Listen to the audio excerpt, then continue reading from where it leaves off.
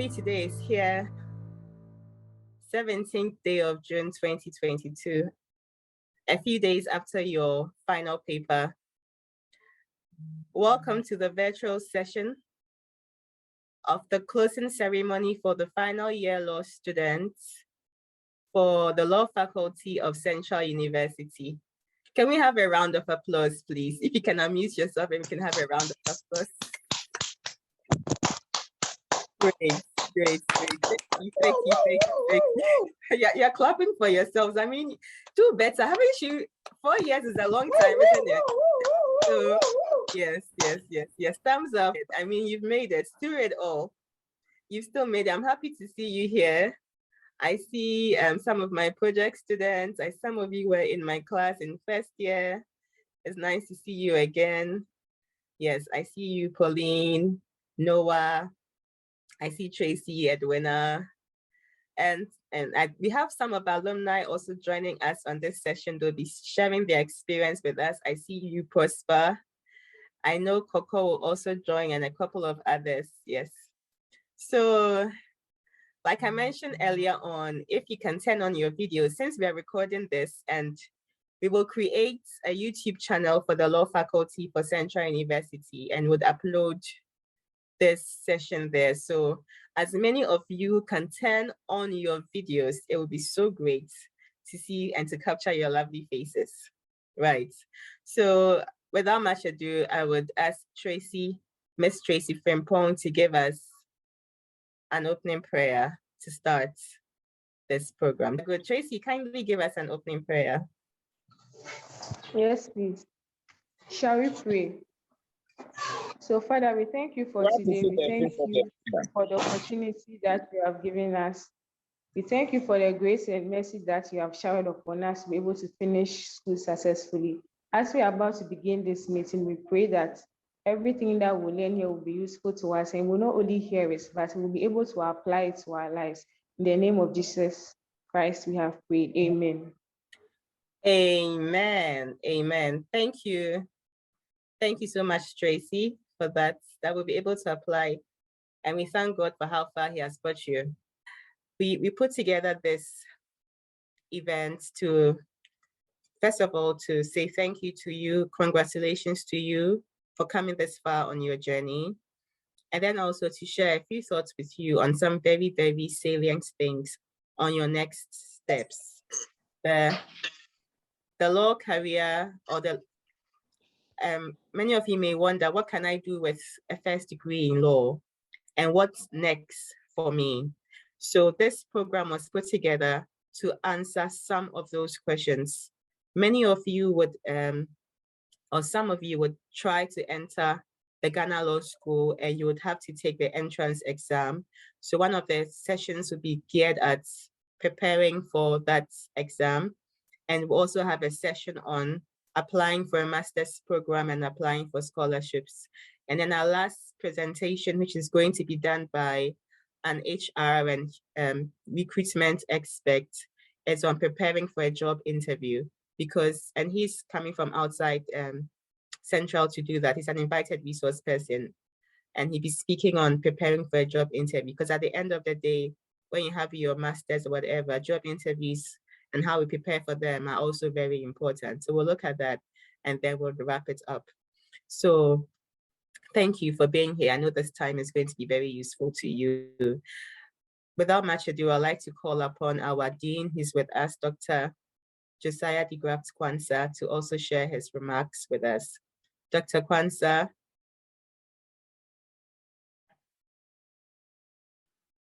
Thank you very much, Mrs. Afutu. Thank you, Dr. Kwanzaa. If you could see your face, that would be fantastic.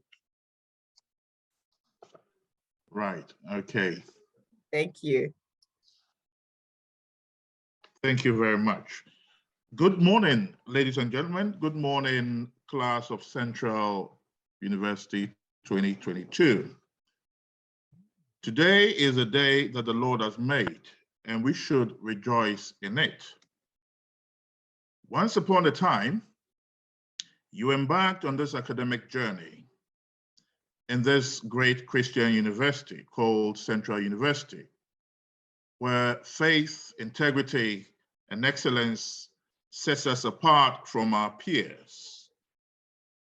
You made your individual choices to study at one of our 3 campuses in Ghana, namely Mucho, Christ Temple, Accra, and the Kumasi campus. Throughout your academic journey at Central University, you may have experienced some highs and lows, but we thank God that you and I are still alive. The onset of COVID brought its challenges, but you persevered. Some of you may have directly been impacted by the COVID, but you still persevered. To God be the glory. I am sure you're all excited about the fact that you have finished writing your last law paper and submitted your project works. Whereas this surely calls for celebration, I would like to remind you all that the real work begins now. By this expression, I mean the journey to become a barrister and solicitor of the Supreme Court of Ghana has just begun. Your Bachelor of Laws program here at Central University was the first step. Your next step would be, for some of you, to pass the entrance exam to the Ghana School of Law. Of those who intend to write the law school entrance exam, some may pass at the first attempt, others at subsequent attempts. Some may not even pass at all, regardless of the number of times they register and write the entrance exam. Whichever situation you find yourself, give thanks to God the Almighty. For those of you who pass at the very first attempt, your next challenge will be to pass all your examinations while on the professional law course at the law school. For the others, I would encourage you to continue to remain focused, pray, study harder, and success will be your reward.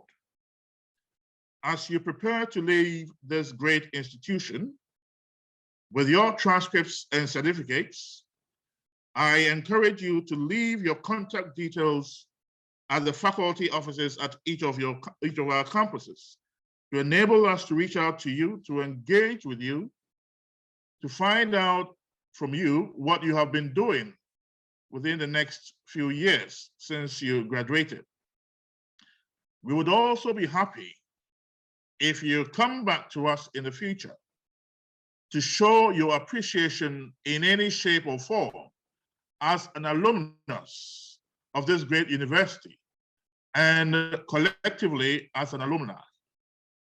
Last but not the least, the Faculty of Law is extremely grateful to have very qualified and able lecturers who have in diverse ways helped you to achieve the dream that you set out to achieve when you first joined Central University's Faculty of Law.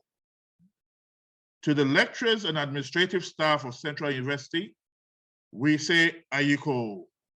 God bless us all. God bless Central University. Thank you. Can we give our dean a round of applause? Can this? Yes. It's not easy to administer such a big campus, Mucho, Mataheko, now Christ Temple, and Kumasi campus. And we have a really small staff, which makes the work hectic. So they are doing a yeoman's job, and we thank God for the efforts they are putting in. Right. Dr. Kwanzaa, God bless you so much. May the God bless you too. Thank you very much. Thank you all. Thank you. You're welcome. Great. So our next session is preparing for LLMs and applying for scholarships, and I'll be taking that session myself with the able coordination and assistance of any faculty member who would like to chip in when I'm through with my short presentation. So I'll be sharing my screen. I put a few slides together, and I'll be sharing my screen in a bit. So I believe you can see my screen, right? I should put this in slideshow mode. It can be seen. Right, thank you very much. Okay, so this is just a short presentation on studying abroad. Great. So we're looking at the subject of next steps in the law. And since you are first degree holders in law, many of you would be thinking of doing an LLM. And that's being said, having a first degree in law doesn't mean that your second degree must necessarily be a master's in law. You can well decide that you want to switch from the legal path and do an MBA, and you're perfectly within your decision if you decide to do that. Having done a first degree in law, it gives you a background to understand a lot of things, including business administration. Right, so after your first degree in law, one of the paths you may want to take is the path of pursuing an LLM. And this is a step that must not be rushed.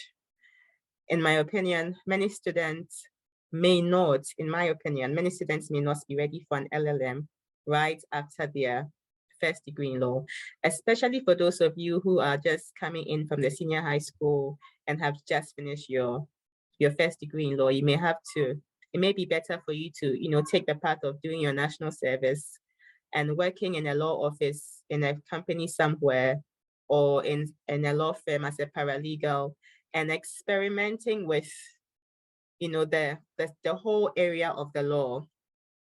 That is, if you're not able to get into law school, experimenting in the whole area of the law, so you can make up your mind as to what to do for an LLM, because there are so many different LLM options. We have the popular international commercial law and LLM international commercial law, but you may well do an LLM in legal theory if you found jurisprudence interesting and you think you're cut out for academia. You could decide to do an LLM in legal theory in a place like the London School of Economics. And there's so many parts. There's so many different LLMs that it's really not a good idea to rush into it. All right. All right, so if you have just finished your first degree and you really don't know what to do for a master's, what specialization to do, you're not in an awkward situation. There are many people in your situation. When I finished my first degree, I was fortunate. In my time, there was really no entrance exam. So we all entered into the law school. All right. And even after that, I still didn't know exactly what I wanted to do for an LLM. So you may want to take your time. All right. Fortunately, very soon, our faculty, the Faculty of Law, Central University is working hard to also start running a master's in law in the not too distant future. And I know when that happens, the word will be out. And those of you who would want to do a master's in law in Central University are very welcome to pursue that also with us. All right. And the other reason why I would say they don't have to rush, especially for those of you who are just coming in from senior high school, just finished your first degree, some of you may not have the mental capacity for an LLM right now, okay, because it's a lot of deep work, deep thinking. And in some universities, like the one I attended, the University of Nottingham, there's very little guidance with your dissertation. When it's time to do a dissertation, you're left on your own. After your supervisor approves your topic, you're left on your own to do your work until you submit. So you really need to be cut out and ready for it when you decide that you want to go in for it, okay? But if, however, you think that you're sure and you want to go in for an LLM even now, why not? You can go ahead, all right? So your choice of an LLM program may be motivated by any of the following. It could be your personal interests. So if you're interested in ships and in the sea life, and you have done some background in maritime, you may want to consider an LLM in maritime law. If you're interested in commercial matters, bill of lading, sale of goods, high purchase, you may want to do an LLM in international commercial law. If you're interested in things about humanitarian law and human rights, you could do an LLM in human rights law, all right? And if you're interested in creative work, okay, whether it's writing or it's the arts or whatever, it's songs, you could do an LLM in intellectual property, commercial law, and pick modules in intellectual property, all right, in copyrights, in trademarks, in designs, and what have you, right? And now the choice of country, where to do an LLM. So part of choosing an LLM is deciding which country to study at, whether to go to the USA, to go to Canada, to go to UK, Australia, South Africa, sorry for the typo, or Ghana, all right?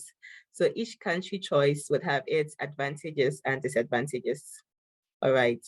I know for Canada, some schools, Queen's University, at a point was giving a full scholarship that was even taking care of travel expenses. I'm not sure if that's still the case with Queen's University in Canada, but you could check it out, right? You could check that out. But the world is your stage. I mean, whichever one you decide to go to, every country has its advantages and disadvantages.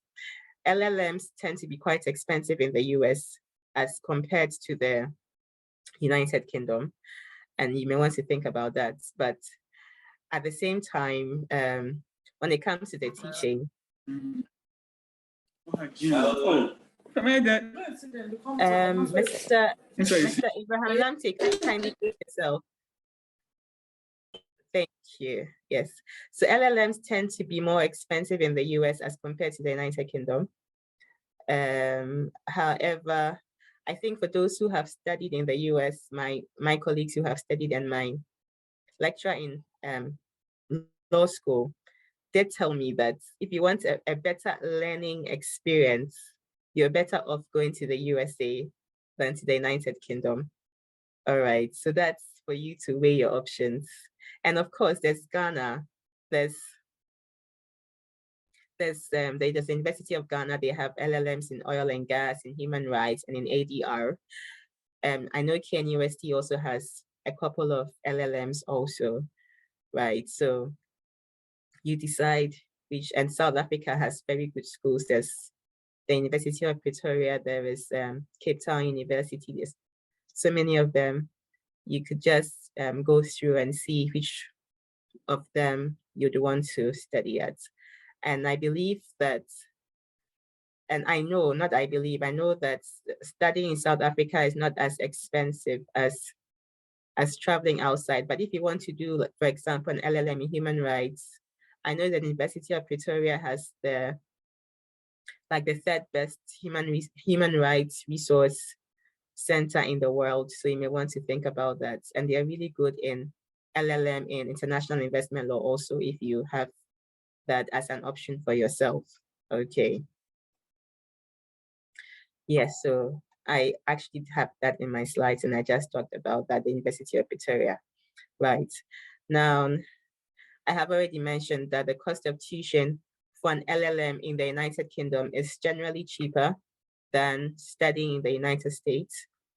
And of course, the plane tickets, if you'd want to be there in person, the plane tickets traveling to the United Kingdom also is certainly cheaper because it's closer. So the airfare is cheaper to the United Kingdom than it is to the USA as well.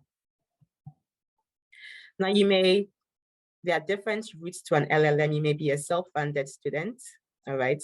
So this may include doing part-time work. If you have the opportunity of going as a part-time student, that means that your visa allows you to work. But if you don't have that and you're in a strict student visa, you can only do a few hours of work. And you have to be in school when you're supposed to be in school, because in some universities, like the one I attended, they periodically would come and do a check and see if you're in class or you're out working, all right? So generally a study visa, which is sometimes referred to as a Tier 4 visa, will not give you the opportunity to work full-time, but only a few hours, all right? You may also want to take a loan from a bank or a financial institution to fund your studies. Personally, I don't recommend this, but it's a path that people have taken. I know people who do take loans to fund their LLMs. And if that's what you want to do, and your guardians or your parents, or if you're on your own and that's the path you want to take, well, it's not a bad path to take. And there are some banks that give loans to students to study abroad for their masters. I think the Bank of Africa is one of such banks, so you could check on that as well. There's scholarships. All right, scholarships are available, but they're few and far in between, and they are not always easy to get. They're not always easy to get, but these are a list of some of the scholarships available to students in Ghana. So being a Commonwealth country, you can apply for the Commonwealth scholarships. And then we also have the Commonwealth shared scholarships. Now, the difference between the Commonwealth scholarships and the shared scholarships is that with the shared scholarship, the Commonwealth Secretariat will pay 50% of your tuition fees or of your fees. And then the university that you are studying at pays the other 50%. So there's a list of universities that you can see when you visit the Commonwealth Secretariat's website that are part of this partnership. So the Commonwealth Shared Scholarship is not for every university in the United Kingdom, only for some of them, all right? And you could also be funded from your school, all right? Your school could also, the schools that give funding to students come and study there. You could research more into this. The Georgetown University in the USA has a scholarship available for doing an LLM in women and the law. And if you are interested, you could get in touch with me and I could find out more about this for you. And we also have CHEVENING scholarships. Some of you may have heard about the CHEVENING scholarships that are also available through the British Council, right? So for the scholarships, you have to take note of them, Google them, find out what their requirements are, find out what their deadlines are, and apply for them. All right, the CHEVENING scholarship is like a leadership scholarship, so they would be interested in what you have done before, why you want to go and do this course, how is it going to help you come and help Ghana and all of that, okay? And Ghana also has its own scholarship secretariat that helps people with scholarships. So you could also find out what the scholarship secretariat has. It used to be the Get Fund, but you all know that Get Fund has been told that is not their place and it's supposed to be the scholarship secretariat. And then we have the GNPC scholarship, all right.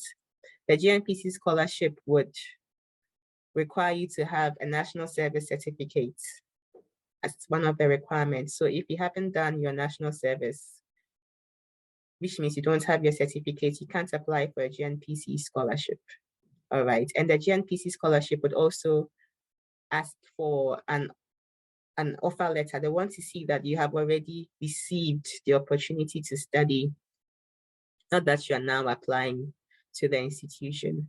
So these are a few things to know concerning being a Ghanaian and wanting to study outside the country.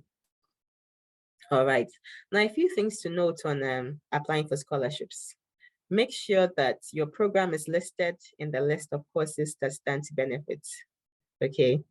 So for example, you've seen that there was a time that Talo was funding LLMs in certain things, oil and gas, international commercial law, and what have you. So if Talo specifically says that we are funding LLMs, international commercial law, and oil and gas, and you are going to do an LLM in law and development, you know that your course clearly is not part of the courses listed. So unless you have, really strong connections, there'll be no reason why you'd take your application of LLM in law and development to Talo. It would be thrown out because it's outside of what they are looking at. And work within the deadlines that they give, because outside of the deadlines, I mean, your application will not be considered, okay? Yes, so I already noted about the CHEVENING scholarship that you'll be asked to write a leadership essay, and you have to keep it straight to the point and use honest personal experiences in writing this essay.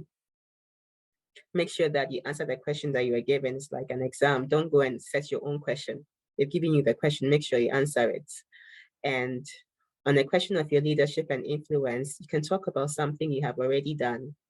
And you may ask yourself, what have you already done? Look at your extracurricular activity in the university or in your senior high school or even in your church or community.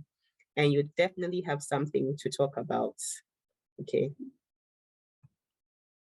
And then express your leadership qualities with examples of how that came into play. You can even talk about how you interact with your with your mates, or even with your roommates, all right? There are practical examples all around us, and that's what they're looking at. What leadership qualities do you exhibit, and what illustrations with your personal life can you give to show that you indeed have those leadership qualities?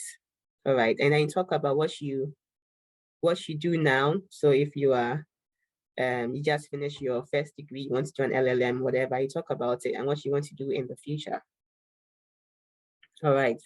Now, the thing about the CHEVENING scholarship, for those who have been on that scholarship, is that when you come back, you're part of the CHEVENING network, okay? So they'll also be interested in you and how you network. So they will ask you questions. I'm just giving you tidbits for those of you who would want to apply for a CHEVENING, so you would know this insider information that I got from somebody who went through the CHEVENING routes. All right. They'll ask you how you network. Are you somebody who networks physically? You network with people face-to-face, in person, or you're somebody who networks with people online? All right. And then how do you use the network to benefit anybody around you? And the people that today I'll be bringing somebody to talk on applying for a job. He's a friend, but I'm using him to benefit you. I'm using that Ghanaian English, all right? So how do you use your network to benefit others around you? And how have you used networking in the past to achieve a goal? And you would have to give some examples. So this is for the CHEVENING scholarship application. And how do you intend to benefit from the CHEVENING alumni community? And they would also want to know, even not just for CHEVENING, but generally, the visa application for the United Kingdom would ask you these questions, the visa application process. They'll ask you, why have you chosen the United Kingdom as your option, as your destination for a master's degree? And well, I was asked that, and they'll also ask you, why have you chosen this university in particular? And why have you chosen this course? And what are you going to do with this course after you have studied it, okay? So go online and research on how the universities you have chosen have experienced rough times and all of that, right? So it was just a few slides I put together just to give you inside information on applying for a master's and applying for a scholarship. I don't know if there are any questions on what I have just said.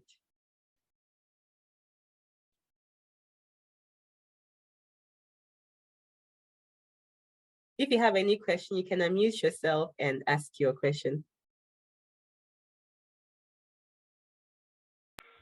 Yes, this is Prince.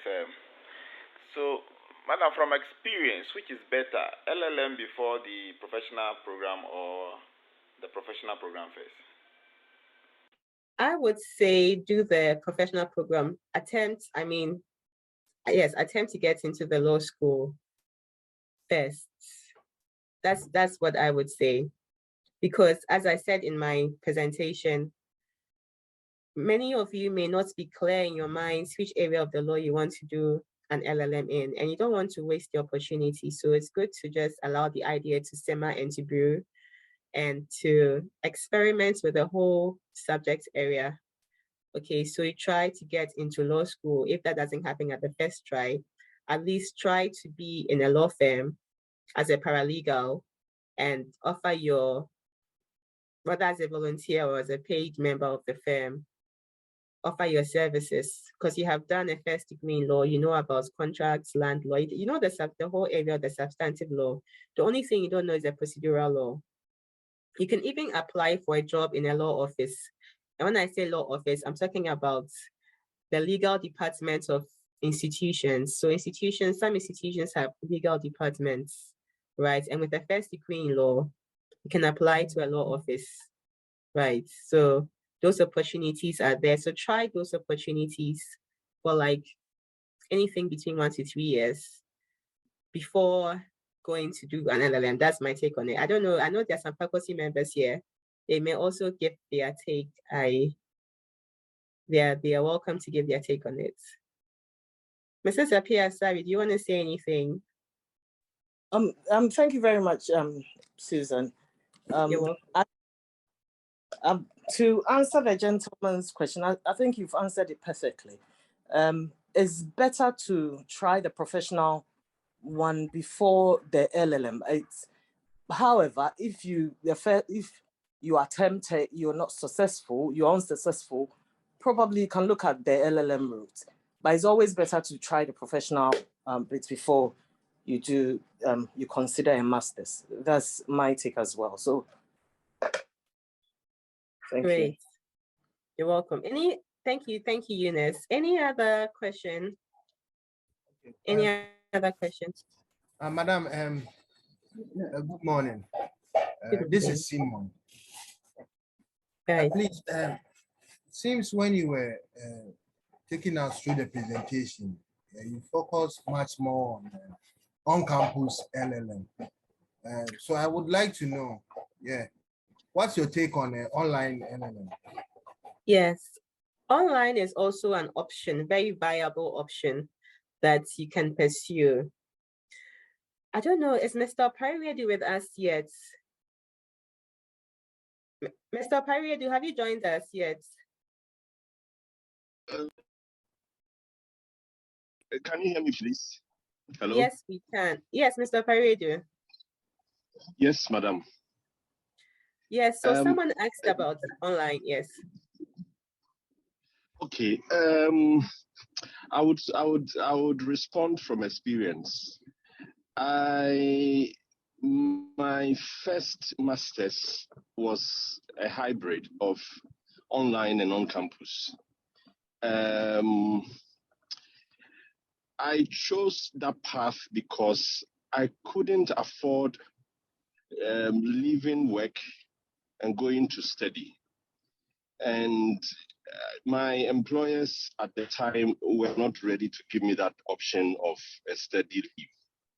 So I had to stay and then do the online and on campus. What it meant was that there were some courses we had to meet online and run.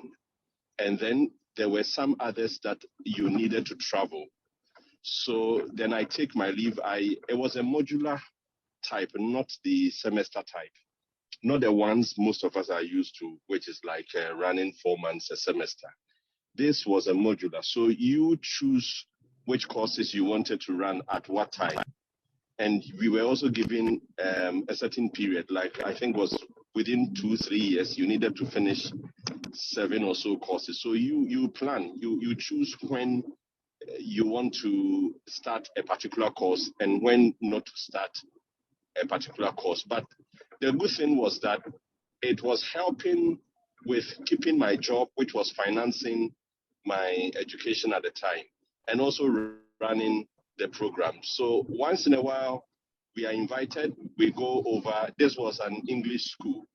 So we go over to England, run for a certain period, write exams, then we come back, then some of the courses will be online. So that type is available. So I don't want us to just think that you only have an on-campus course and then you have an online course. There's also the hybrid where some of the courses can be taken online and some you would have to necessarily travel over to take and then to run the exam.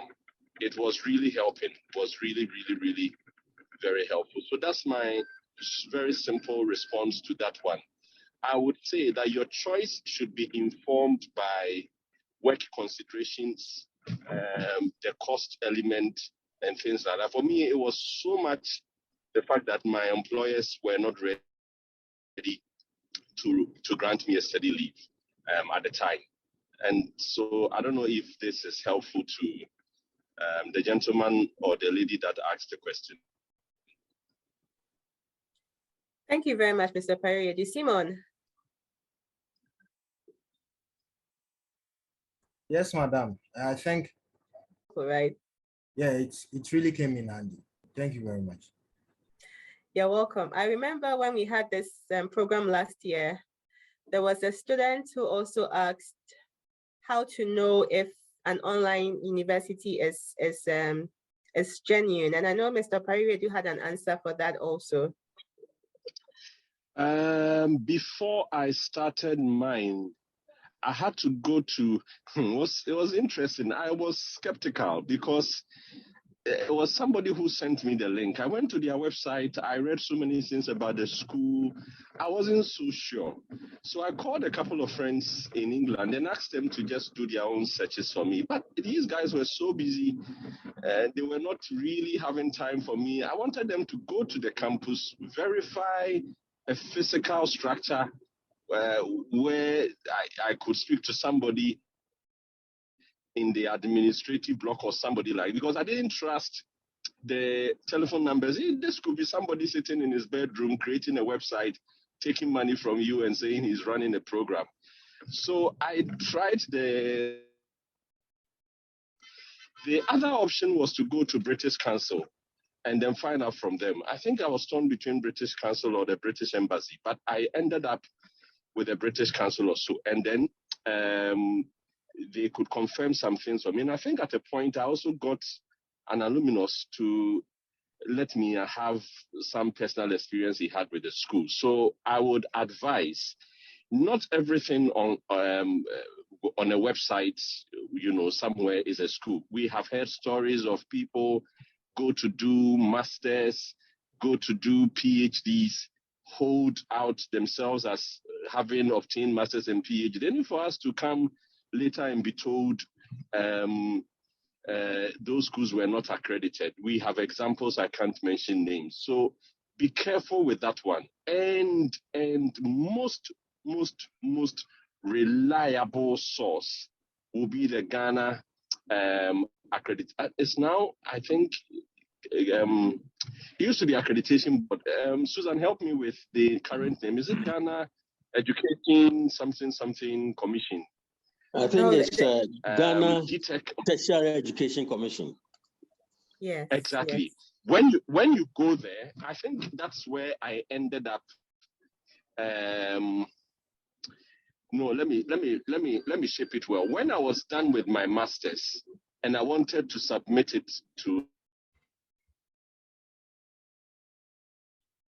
a master program,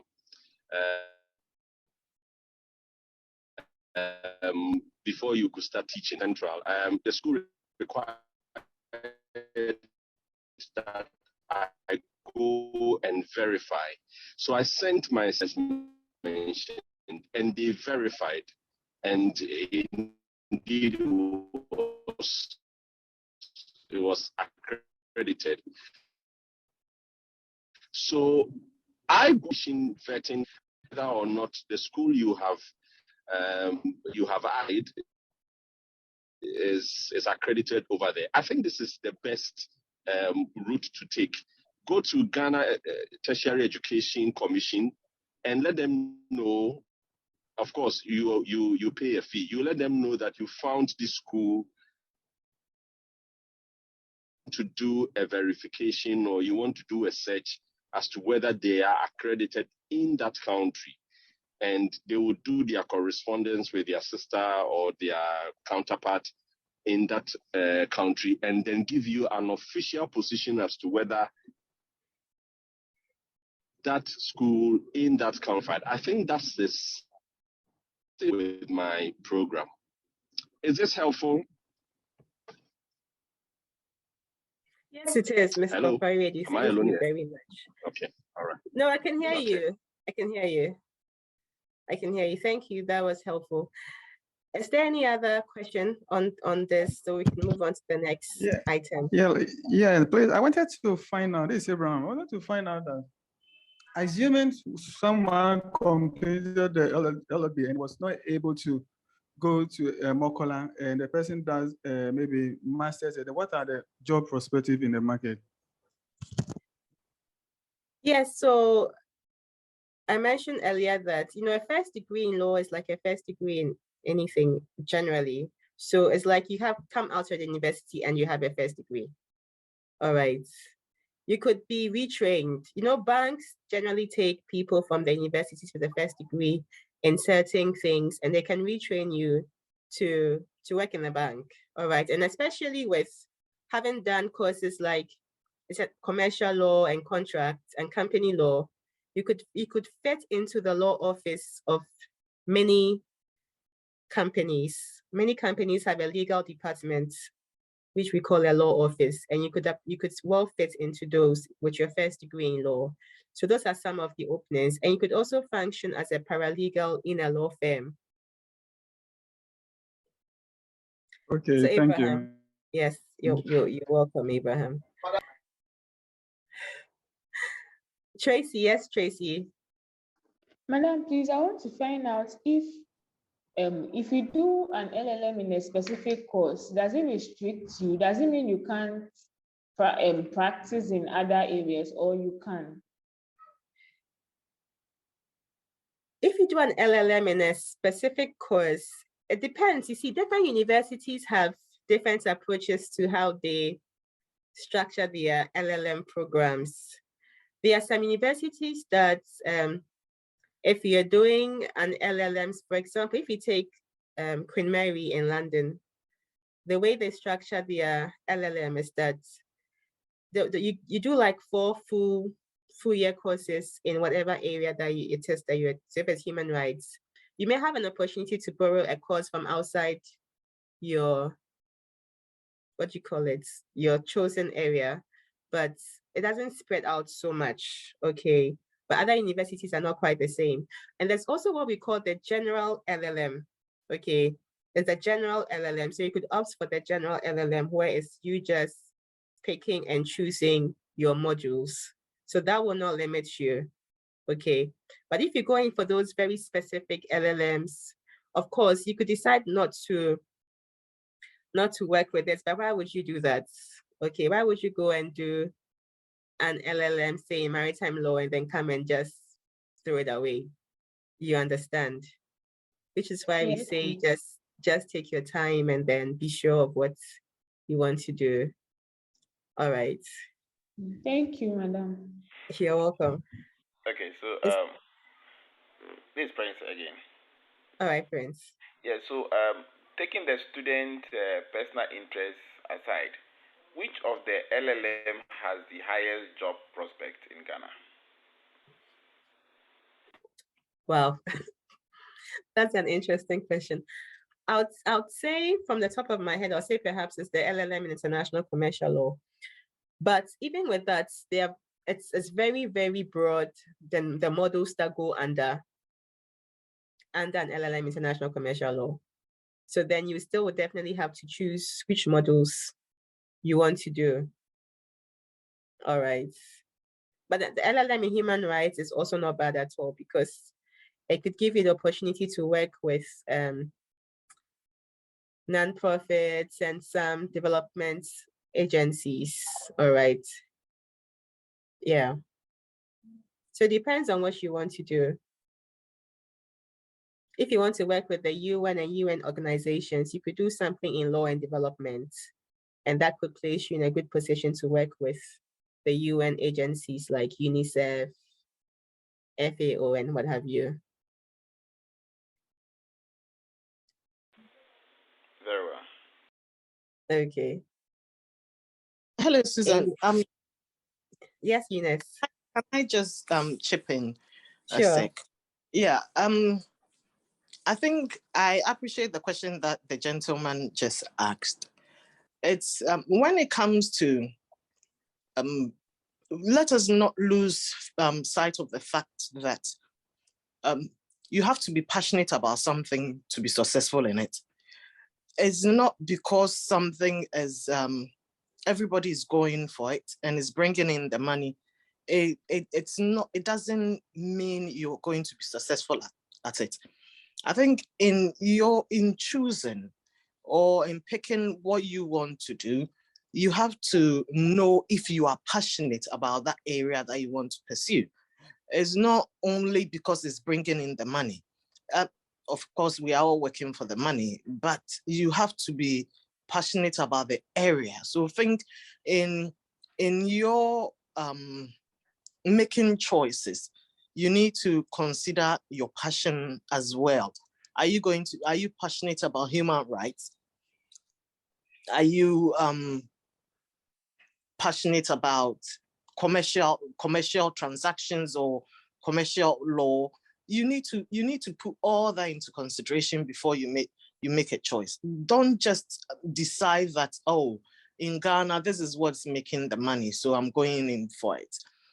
With the discovery of oil and gas, I know oil and gas law, or when it comes to medical negligence, I know there are so many areas that you can make it, and you can be the pioneer in making that area of law also very lucrative and attractive to others. So let's not limit ourselves to just the areas that people have ventured and people are being successful in those areas. Look at what you also are passionate about and pursue that area. Thank you very much, Susan. Thank you, Eunice. Yes, passion. It's really true because, let me use myself as an example here. So I did an LLM in international commercial law, but my modules really were very much skewed in maritime law. So my LLM was really an LLM in maritime law, to be specific.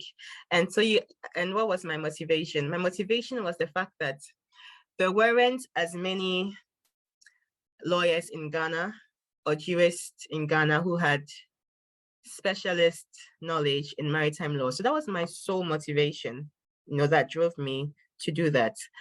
But it wasn't an easy journey because I had no background in maritime law. I had never worked in a shipping area where the freight forwarder or anything of the sort. So it was really hard. It was really, really hard. And I took a module in maritime law, a module in marine insurance, a module in law of the sea, and commercial arbitration, a couple of others.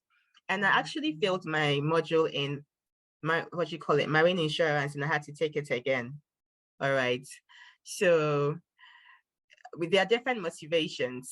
All right. So just be prepared for what you decide to do. You may want to be one of the few experts in a certain area, but be ready for what is going to come with it.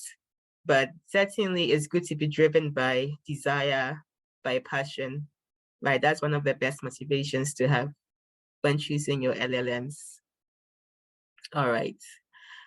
Is there any other question? Any other question? Yeah. Please, my name is Yvonne. Okay. From your earlier presentation, you said that it's advisable you go to the Ghana School of Law before pursuing the LLM. But I want to ask that where a student is not able to make it to the Ghana School of Law, for the year that the person will be waiting for another time, and can't the person be guided to maybe, assuming the person have the funds or the means to pursue the LLM, can the person be guided or coached in a way so that maybe the person can pursue with that and later to the Ghana School of Law, the post-call? Okay. These are just guidelines we are given. They are not hard and fast rules. Okay, they're not hard and fast rules. They are guidelines we are given from our own personal experience and from observation. So if you try to enter into the Ghana Law School and you don't, I'm assuming that you've already done your national service. But if you haven't, certainly the national service is the next step for those of you who haven't done it. All right. And as I mentioned, some of these scholarship agencies, like the GNPC, would ask you to present as one of part of the requirements, your national service certificate. All right. Now, if you try to enter into the law school and it doesn't work on the first attempt, you have a first degree in law. As long as you're still interested in a career in law, then my advice would be to find a law firm where you can work as a paralegal. And experience the law more, okay? Experience the law more. They may pay you. They should pay you. You should apply for it. But even if they don't, you could just volunteer to be there a couple of hours a week and get that experience. All right. And as you experiment and experience the law better, you become clever in your mind, because I don't want you to jump on an LLM just because your attempts to enter the law school failed. So you jump onto an LLM. Okay. It's like one relationship fails and you just turn your back on the next person available. It's never a wise thing to do. So just take your time and know what you're doing. That's what we are saying. Yvonne, does that help? Okay, I'm okay. That's fine. Thank you. Any other question? May I just add, if I can, please? Sure, Dr. Kwanzaa. Yes, thank you very much, Mrs. Afutu. I believe you have two groups of students in Central University Faculty of Law. You have those who have come through the SHS route and have not obtained a first degree yet, other than their LLB, which you're about to have a certificate in. And then we have the second group who are at our Christ Temple campus, and the evening students at Mutual, and also with the Kumasi campus, who have already obtained a first degree. So they are kind of mature and kind of experienced. Now, with such people, if they should ask a question like what the last speaker said, or the last student talked about, I would suggest to them that they could have a plan A and plan B. And this goes to students who are mature. What I mean by that is, of course, ideally, you should go and attempt the Makola exams first. But assuming you are not too confident, or assuming you do not pass, it's always best to have a plan B already in place, such as the LLM. And this goes for the mature students. So students who have come through the SHS route, who have just finished, may not be too mature or experienced to embark on an LLM program immediately. However, if you're a mature student, you may have that LLM option as a plan B, so that you would not basically sit at home and have nothing to do and fiddle in with your thumb. So for that particular question, my advice would be to have a plan B and even a plan C. And you may wish to take into consideration what Mrs. Afutu said, that you could work as a paralegal in an office, or to use your skills which you have acquired, or your knowledge which you have acquired in the on the LLB program in certain institutions such as the bank. But of course, you need to make an application for a job there first. So that's my contribution at this point. Thank you. Thank you very much, Dr. Kwanzaa, very insightful. So we'll be closing the curtain on this session and moving on to our next session, which is preparing for the law school entrance exam. That will be taken up by Mr. Opariredu with support from our alumni who are on this call with us.